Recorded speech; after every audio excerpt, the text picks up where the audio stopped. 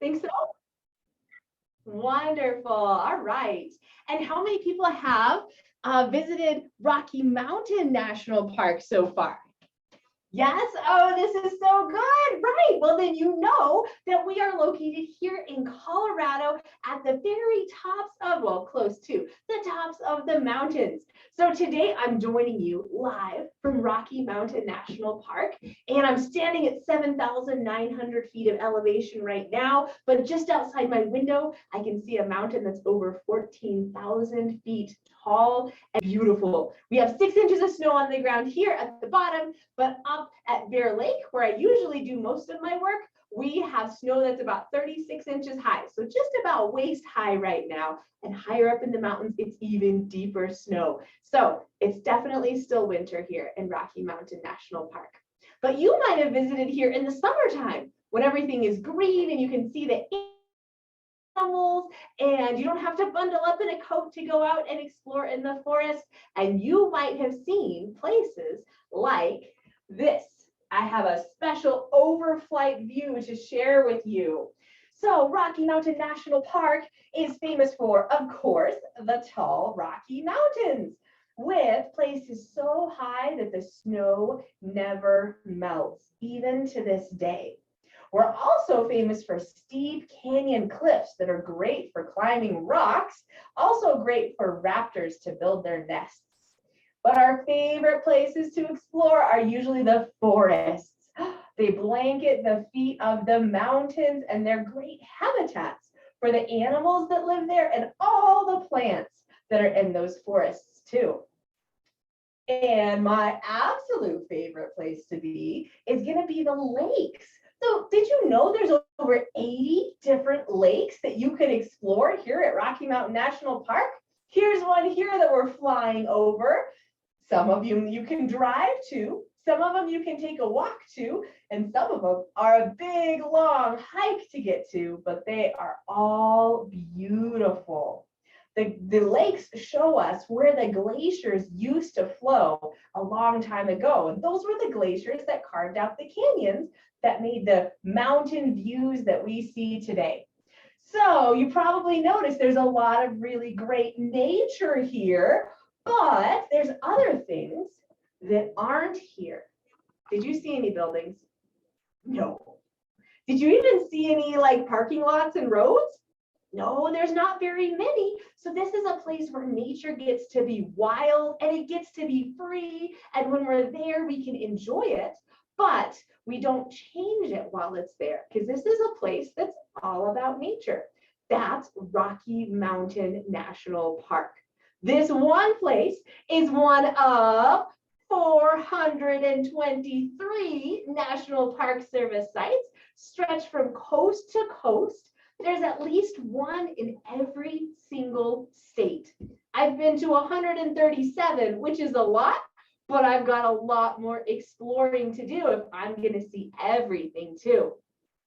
The whole reason that you are here with me today is because America has chosen to value some of its special places as National Park Service sites, and we are all stewards with special privileges and some responsibilities when we visit these places too. So we get to look deeper into the question of what really is a national park. So I know that some of you have people there with you. Some of you can type in what you think, some of your thoughts. I thought maybe we could start with a question today. Could you discuss amongst yourselves, what do you think actually makes a national park? What is this thing that I'm calling a national park? So discuss amongst yourselves, and then you can either type it in the chat what you think, or if it's okay with your parents, then you can unmute and tell me what you think as well. All right, what is a national park? Go ahead and think. I'm seeing some great thinking going on. And I love that Darius is with us, and he's in the chat as well. So Darius, I look forward to seeing what you see, or seeing what you think in the chat. Hi friends, what you got to say? I think a national park is a place where animals roam free and you can go hiking and people aren't allowed to do anything. No taking sticks off the ground, no putting in parking lots, no, basically everything you can think of except hiking. Oh, that's very good. I love your ideas in there. They have a lot of cool elements to them, and we'll use your ideas as we're talking about national parks today. Great job. Thank you. I give you a round of applause. Very nice. All right. So Darius, if you have any thoughts you want to type in the chat, go for it. Miss Beth, what do you think a national park is? I think a national park is a place to pause from the busyness of daily life and to just reflect on the grandness of our beautiful country and to be thankful for these open spaces. And I love it when I get those opportunities to just reflect on the beauty, the pine smell, the fresh air, and it's just the best place to be. It is. Oh, I love that. That made my heart so happy. Very cool. Now we know Miss Cindy is with us as well. And Miss Cindy might have a friend who's watching there as well. So Miss Cindy, from your location, do you have any thoughts that you or your people wanted to share too? And if you wanted to unmute real quick. That will help. Okay, my person that said they were coming is doing something else out there. I don't know. So I can't get her input, but I'm wondering if to become a national park, you have to have a certain amount of land, like a certain measurement of land. And if people had to vote on it, I'm just wondering how something becomes a national park, because there's lots of open space places, but they aren't necessarily national parks. So I think maybe it's important to talk or to think about how a space is protected. Yes. Oh, I'm so glad that you brought those ideas in too. Very cool. I would love to just answer your questions, but we're going to explore this idea together. So I'm going to drop hints along the way for all of what you all have shared with me so far. So great job, everybody. 2 thumbs up. Well done. Let's do some exploring together. So whenever you're in a national park, you'll probably see this emblem, and it has clues in it for what these places are supposed to be doing and what you might be able to see something similar of when you get to those places. So we're going to explore using this emblem together today. And even though I'm here at Rocky Mountain National Park, we'll actually be exploring other places in America too that are all national parks. So now would be a really great time for you to get out that paper and that pencil, because you're going to be creating something as we're exploring together today. Okay, let's start our exploring of what is a national park by looking at the shape itself. Does anybody have any ideas? What do you think this shape is reminding us of? I see a hand up. Go for it.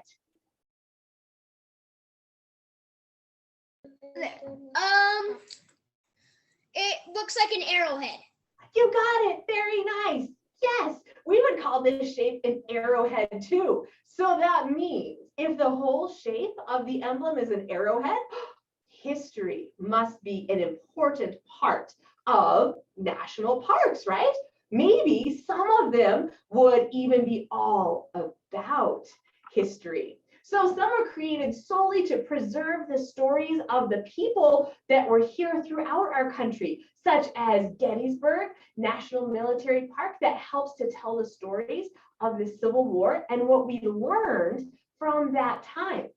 Not just war history, though. There's the history of all people groups that have ever lived inside of the United States boundaries, all the way back, for sure, through our ancestral Pueblo ancestors. You could explore their stories at a place called Mesa Verde National Park here in the state of Colorado. And then all of the other tribes too. This is such an important part of every single national park will be that it holds some of the stories of history, that when you put all of the history together, you have the full story of America and everybody who has ever lived here. Each people group who has ever lived here as well. So here at Rocky Mountain National Park, we preserve thousands of years of human stories from the Arapaho and Ute tribes that call this place home in the past. And this place is still sacred for their descendants today. They still come visit, and this is really special and important for us. So history is very cool. Are we making history today? Yes. Every time we go and we visit a national park, we're adding the next little piece to that big, long history of what's going on in that place. So even when we explore today, we're adding to that history. So oftentimes when we visit these places, we may even find like a really great escape, just like Miss Beth had mentioned.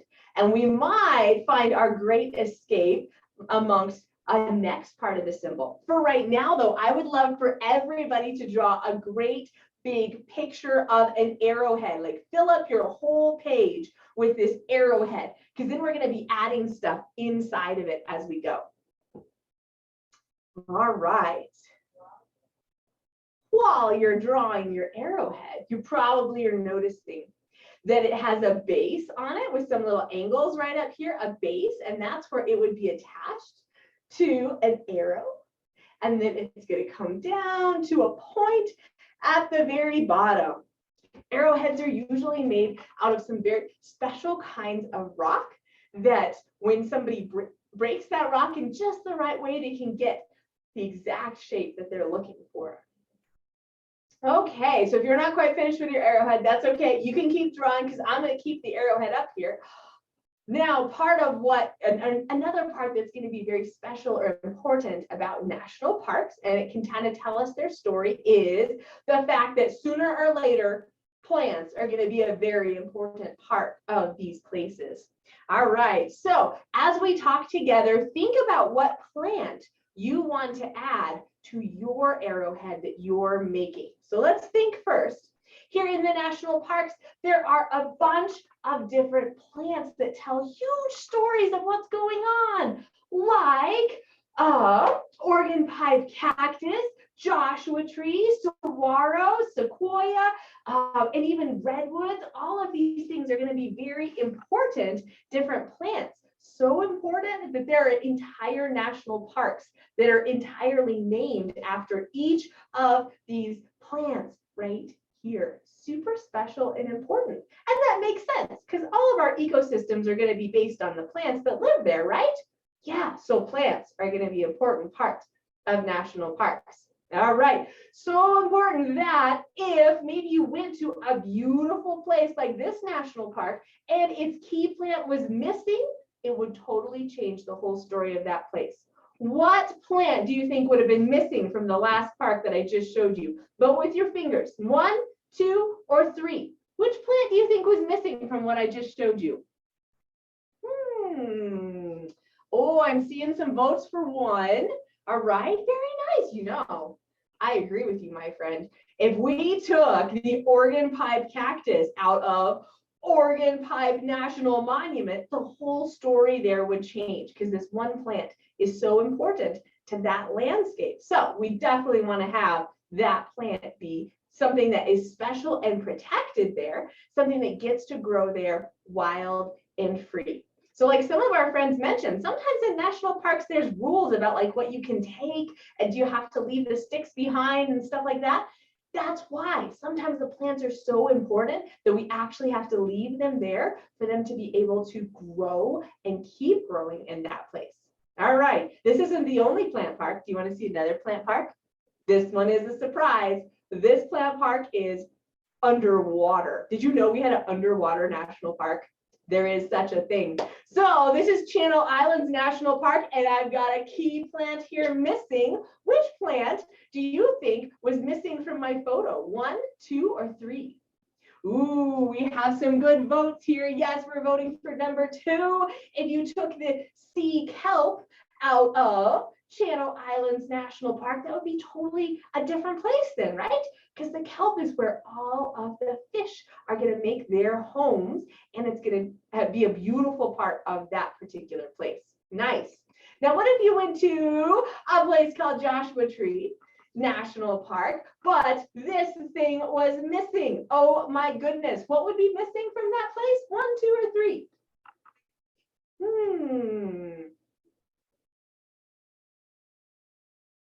We're voting for 3. Ooh, nice job. You found it. This tree right here, it must go right there. In fact, it's called a Joshua tree. If you were to take all the Joshua trees out of this place, it would be totally different. Change the whole story of that place. So sometimes trees are so important that the whole place actually even gets named after the plants that are there. Here in Rocky Mountain National Park, we have a beautiful plant kingdom here that has a lot of wildflowers in it. So this is Old Man of the Mountain, or the Alpine Sunflower. It only grows on the tops of the mountains, and it's only 4 inches tall, but it lives up to 70 years long, and it only blooms once on its very last year, and then it's done. So you see how important it is not to pick this sunflower when it's here? That plant only blooms one time to make a seed for the next one to be able to grow. It's important to leave those flowers here. Or the columbines, the whole symbol of Colorado. We've got some ball cactus here, elephant's head flowers. They look like tiny elephant's heads. They're so cute. And even we have some glacier lilies there on the side to see as well. So the plants are going to be super important. So with all of this information in your heads, I would like for you to choose a plant, either this tree or another tree or some plant somewhere, and draw it inside of your arrowhead to help us all remember that plants are going to be a very important part of the story of these places. You can begin to draw now.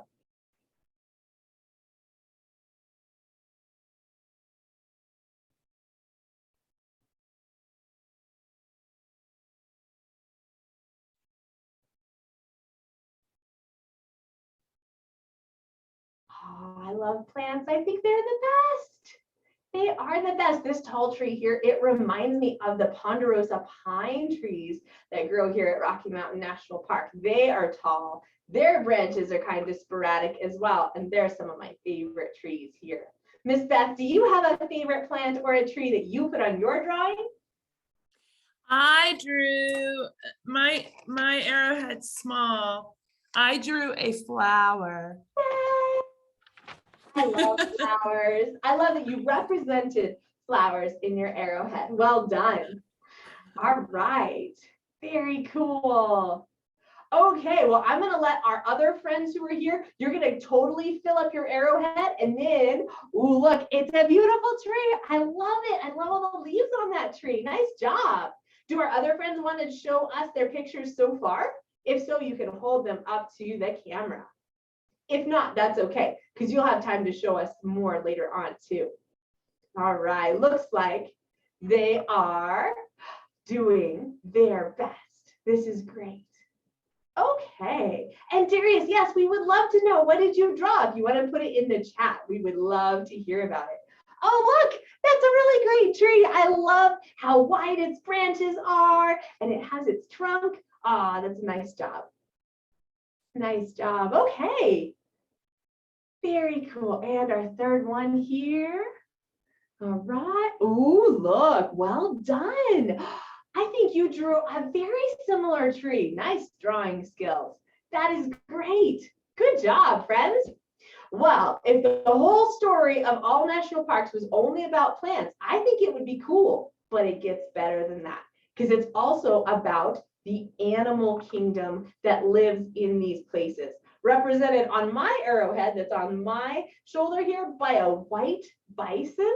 But the white bison doesn't mean it's all about bison. It means that all animals are going to be important there as well. So all of the wildlife, large and small, is represented by that one bison on our arrowhead. So this could mean, oh my goodness, here at Rocky Mountain National Park, that means that maybe the pika, the tiny pika, is going to have some very important information about what's special about that place, and that pika lives there. Or if we went to the Everglades, we may see an alligator, you may see some whales at Channel Islands, or maybe puffin birds at Acadia National Park. Oh my goodness, so much fun and so cute. All these different animals are going to have a big part to play in that place. In fact, I would love to introduce you to a pika today and some of the other animal stars that are here at Rocky Mountain National Park. Here it is. Oh, how cute. It's gathering grasses. There are 270 species of birds that live here. Some of the mammals are really big, like this moose getting a tasty snack in the wetlands. Oh, wow. Or even a bear cub up in a tree. Oh my goodness. So this isn't a grizzly bear, it's a black bear, and he has friends. They're all waiting in the tree until sunset to where they get down and they're gonna go find their mom because they kind of got separated from their mom there a little bit. But you never can tell who you're gonna find in a national park. Maybe even a mountain lion here in Rocky Mountain National Park. Wow, this ferocious predator, we hardly ever see them, but they live here all the time. And we definitely want to keep our distance if we see them so that we're safe, but also so that they feel safe too. But you probably come to Rocky Mountain National Park to see the elk. There are hundreds that live here in the wintertime, thousands that live here in the summertime. And it's a beautiful thing to get to see all of these animals living in nature, not only to see them, but to hear them too. So I have a sound challenge for all of you. In this sound challenge, I'm going to play some sounds and you're going to guess what they are. You're going to guess by holding up the number of fingers for what you think it is. If you think it's an elk, that's going to be number 1. Coyote, number 2. Western chorus frog, number 3. Steller's jay, number 4, or a pine squirrel, number 5. Let's all listen together for our first sound. Which one do you think it was? Vote with your numbers. Ooh, Miss Beth is voting for 4, so is Miss Cindy. Everybody's voting for 4. You are such good listeners. Yes, that was a Steller's jay. Great job. Let's listen again for our next sound.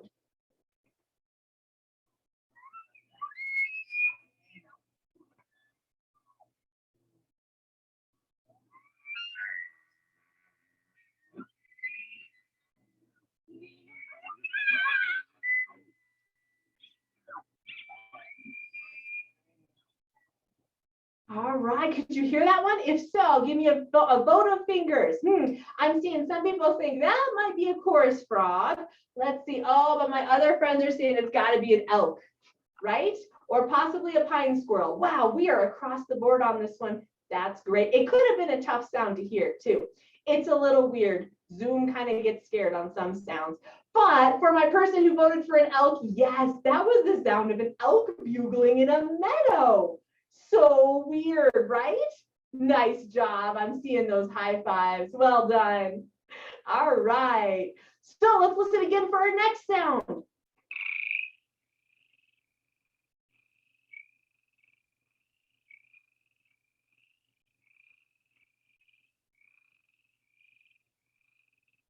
Yes, you all voted for 3 for the Western chorus frog. Yes, that was the sound of a whole bunch of Western chorus frogs all at once. Let's listen one more time, or maybe 2 more times. We'll see how many we have.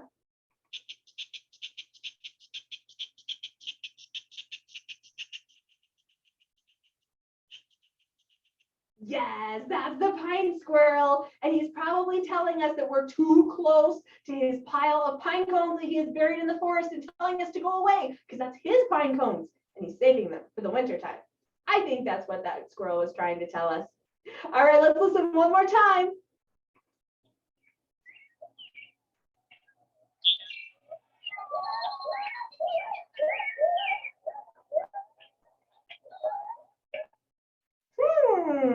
I'm seeing maybe that sound might not have come through very well. It also might have been 2 different animals. So if you have 2 votes, you can vote twice. All right, so Miss Beth thinks it's got it. And yes, all of our friends are saying it's got to be mostly a coyote. Yes, there also was a little bit of bird in there as well. So if you voted 4 as well, there was a bunch of coyotes and some birds. Technically, it was a red-winged blackbird, but our bird vote would count as well. All right, good job, everybody. Well done. There's so many different animals that live in these places, and it would be the whole place would be missing a big chunk of it if it didn't have those animals there. So please take a moment on your drawing and add an animal to help us remember that animals are going to be a very important part of national parks. You could add this bison or any other animal of your choice. You may begin.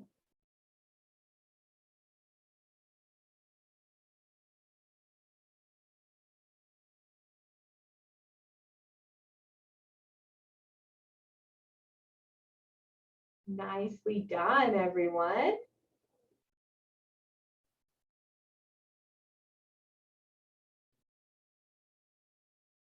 All right, this time I'm wondering if Miss Cindy can share her animal with us. I can't wait to see what you've drawn. Oh, look, oh, it's so cute. Oh, I think was that a snowshoe hare that you drew? It was, and on the back, I'm trying to draw a snowshoe bear, like that was. Very nice. All right, for the kid. Ooh, yes. Oh, look at this. Nicely done. Oh, good. All right, for the kids in our group, do you want to hold up your? Yes. Oh, look. Is that it's a fox or a deer, maybe? Oh, it's very nice. A fox? Yes. Ooh, that was a very good drawing. Thank you. Does anybody else want to show us your drawings? If not, that's okay. Oh, look. Yes. Oh, I love it. Very nice. Oh, that's a good one. Nice job. Well done. All right. And one more here. Oh, very good. Look at that. Beautiful. Oh, my goodness. I didn't realize I had such great artists in our group today. Oh, very fun. Great job, everybody. So the animals we know are going to be super important. And now we have something to remind us. Yes, animals are going to be an important part of all national parks. So far, we have history, plants, and animals. What could be next? Oh, I think the land itself is going to be important because the shape of the land is going to tell a big part of the story of that place. Like over here, you can see delicate arch in Utah. Oh, that is so beautiful. In Oregon, there's a collapsed caldera filled with water that forms the landscape that you see in Crater Lake National Park. Oh, and there's other ones too. Look, here's Yosemite and Bryce and Haleakala Volcano and even up in Denali.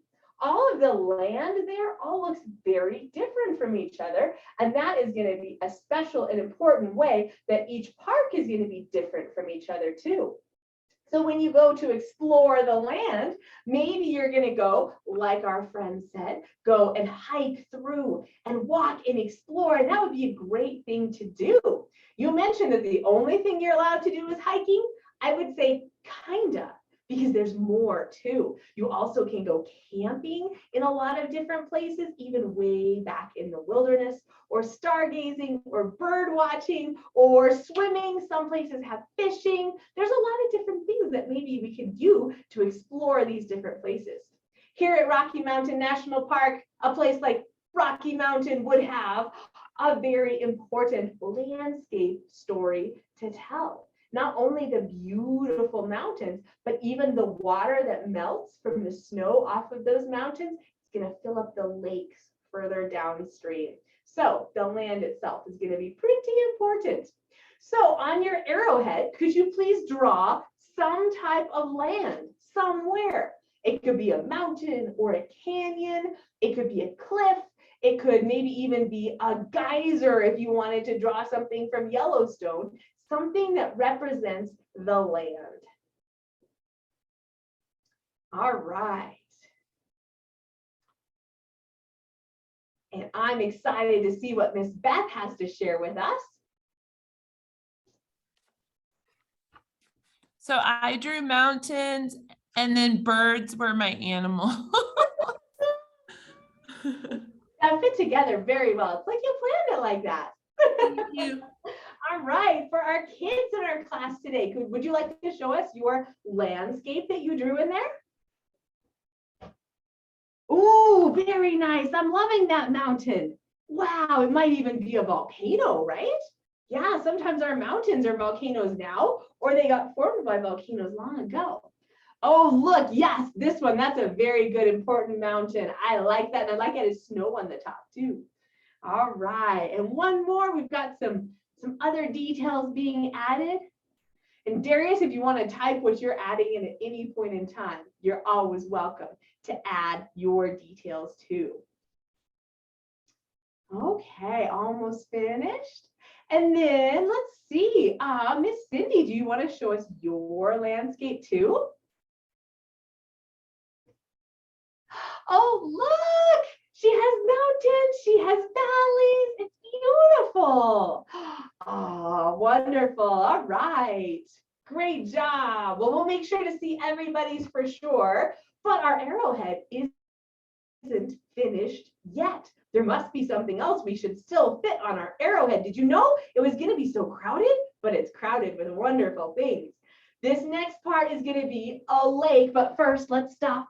Oh yes, look at that mountain. Oh, and it has lava coming down it. You definitely have a volcano on yours. Well done. All right. So next part of my arrowhead that I'm putting together is a lake. And this lake represents all of the things that we can do. So it's not just water, it's actually about recreation. So sometimes that can be enjoying the clean air, like Miss Beth mentioned. For here, it's the smell of the pine trees and how beautiful that is.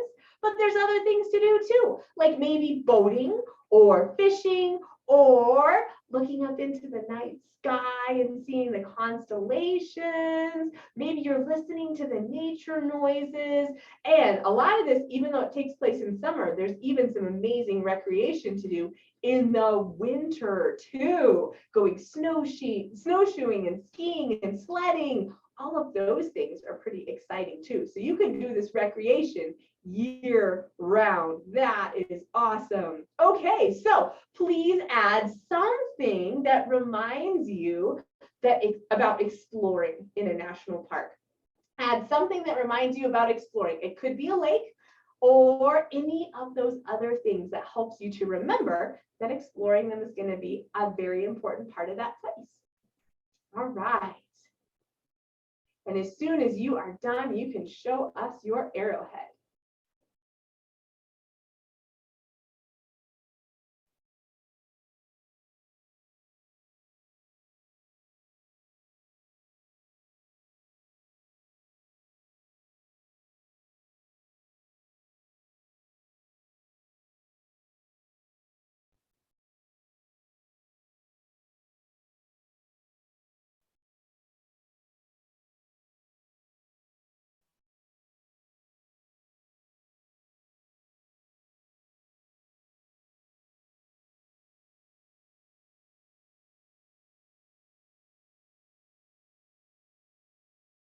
Okay, so let's see. Oh, we should probably, oh, look. Yes, I'm seeing somebody added a lake. Oh, that's a great thing to have on there. Lots of fun can be had with a lake, that's for sure. Nice job. Miss Beth, do you have anything you'd like to share?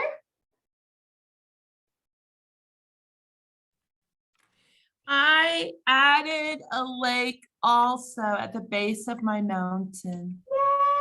Oh, very cool. I like that. All right. Miss Cindy is going to show us. Oh, yes. She added the stars and the moon and the clouds. Oh, those are lovely things. Oh, yes. And oh, yes, I'm seeing a lot. Oh, some great things to be added. Well done. You added the moon with even the dark side of the moon. That's wonderful. Oh, such good things. Nicely done, everyone.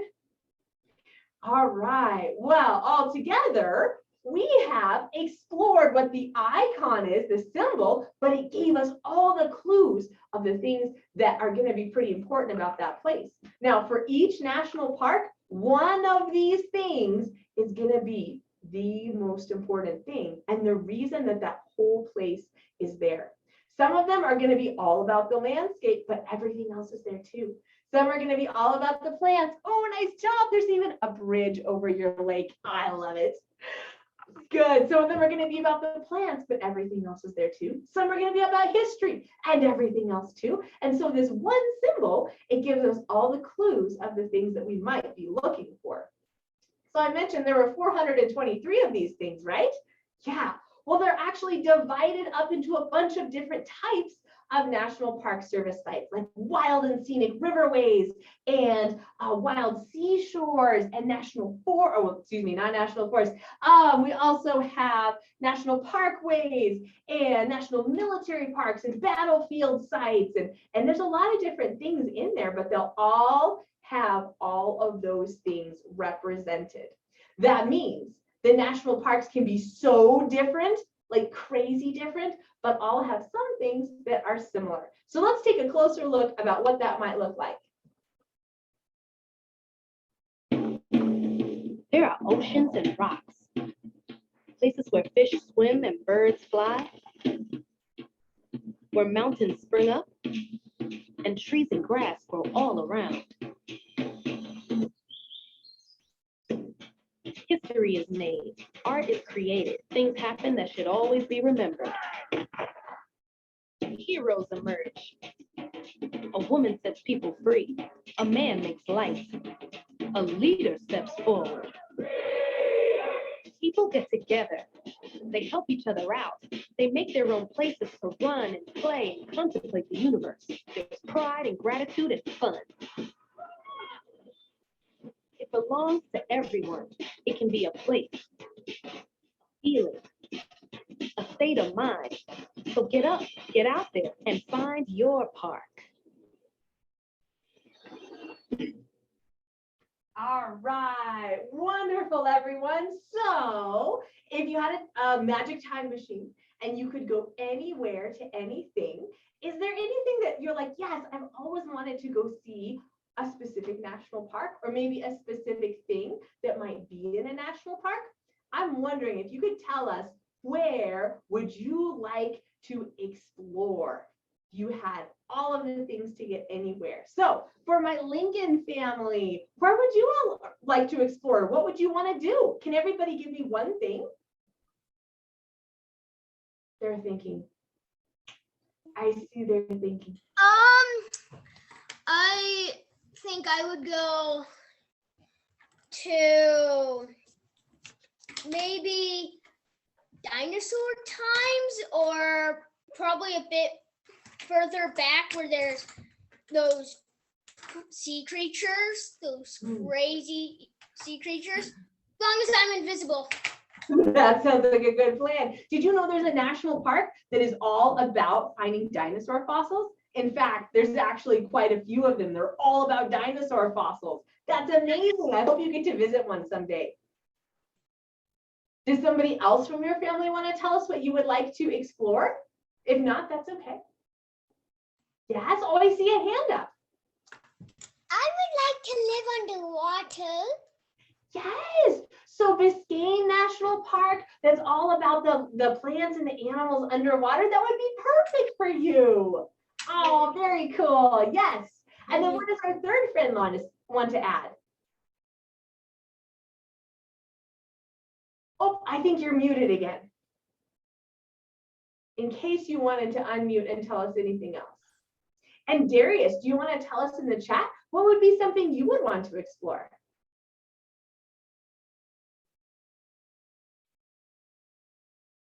All right, I think they might be done. So this means I get to ask Miss Cindy. Miss Cindy, what would you want to explore? Well, I don't think it's a national park, but I would like to explore the moon. Yes. Oh my goodness. That's a great thing to explore. Very cool. But did you know, even though there's not a national park on the moon, there's Craters of the Moon National Preserve. It's either in Utah or Idaho, and it almost makes you feel like you're walking on the moon. Amazing. I've been there. Cool. So in case you want to explore Craters of the Moon National Preserve. I did get to go to a national park in Puerto Rico. El Yunque, I think you say. So that was very different too. So that was cool.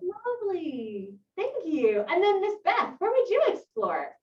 Well, I loved how one of our participants said he would like to go back in time.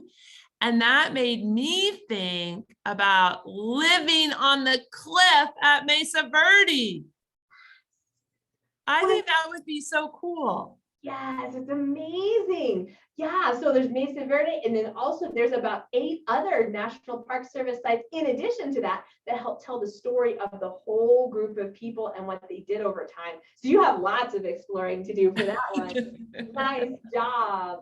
All right. Oh, well, we love all of these things and all of these ideas here at Rocky Mountain National Park. We're one of those 423 places for people to come and explore. We're open all day, every day, year round, even at night. So if you choose to come with your family or your friends and come and explore here, you're welcome to explore this place too. And in fact, we're your national park, pretty much. We're your closest national park. And so you should definitely come and explore here and everywhere else too. So you have my official invitation to come out and explore and find some new things that make your heart so happy, and to leave everything exactly as you found it, so everybody else can see those same wonderful things too.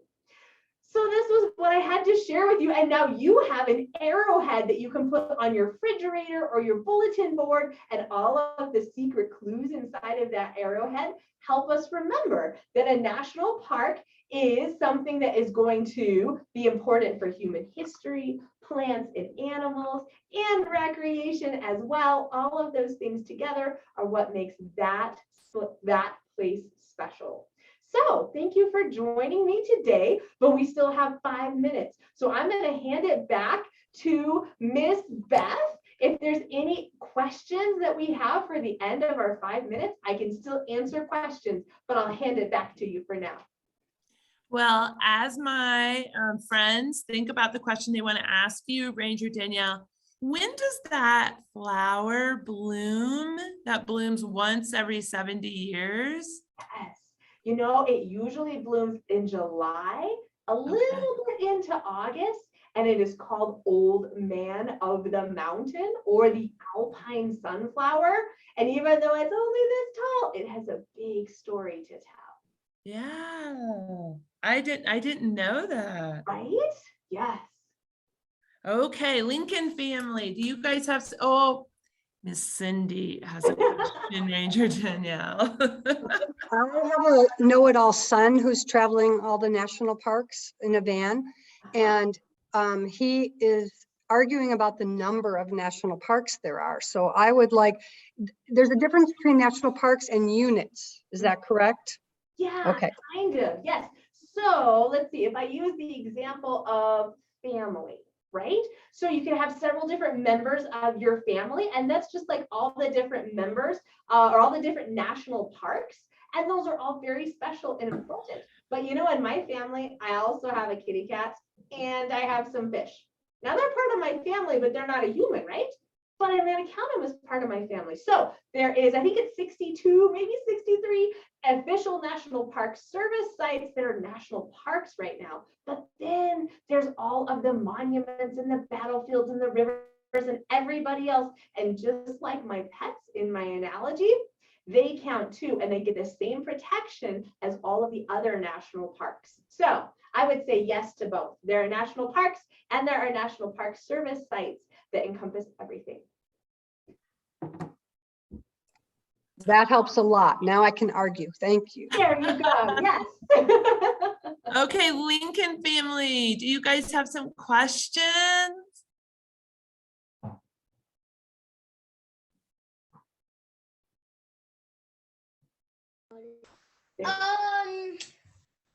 So was it, what is the highest mountain in Rocky Mountain? Well, in the Rocky Mountains.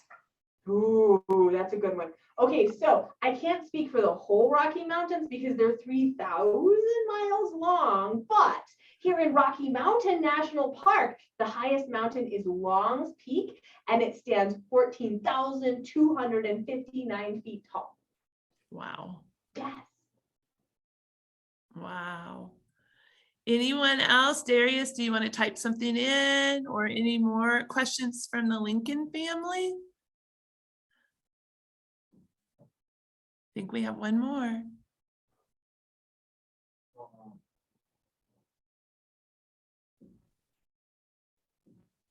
Nothing.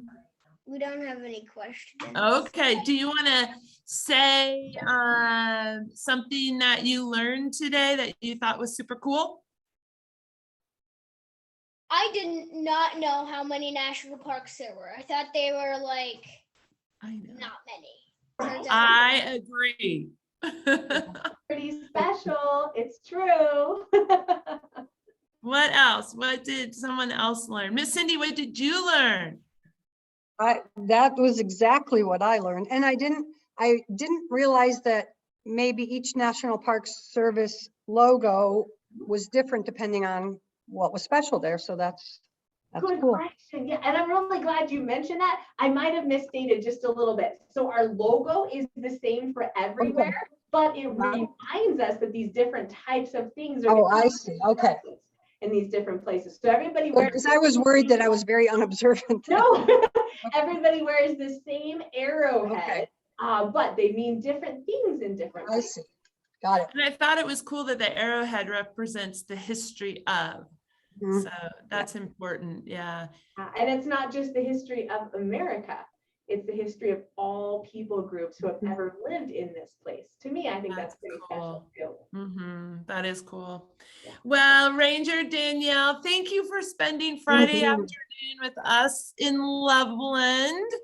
And we're excited to visit you at Rocky Mountain National Park, hopefully this summer or sometime soon. So thank you for sharing a little bit or a lot about the national park system. We appreciate you and your service. Thank you.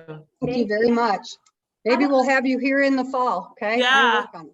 Yeah. Bye, Ranger Danielle. Bye, Darius. Bye, Miss Bunny. Bye, Lincoln family. Bye.